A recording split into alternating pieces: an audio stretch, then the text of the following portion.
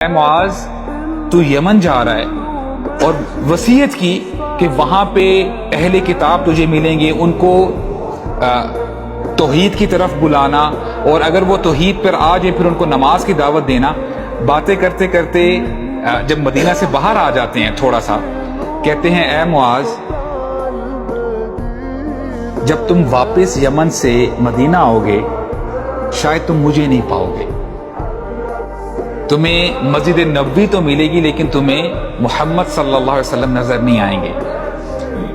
کتنا بھاری ہوگا معاذ بن جبل کے لیے۔ یہ بات سنتے ہیں معاذ بن جبل تو حدیث کے الفاظ ہے فبکا معاذ، معاذ رونے لگ جاتے ہیں اور رسول اللہ کا ہاتھ زور سے پکڑ لیتے ہیں، کہتے ہیں یا رسول اللہ میں آپ کو چھوڑ کے نہیں جانا چاہتا، پلیز آپ مجھے ابھی نہ بھیجیں۔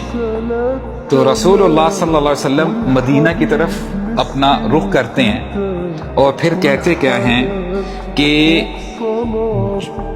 جو لوگ مجھ سے زیادہ قریب تر ہوں گے قیامت کے دن وہ کون ہوں گے؟ جو تقوی میں سب سے زیادہ ہوں گے۔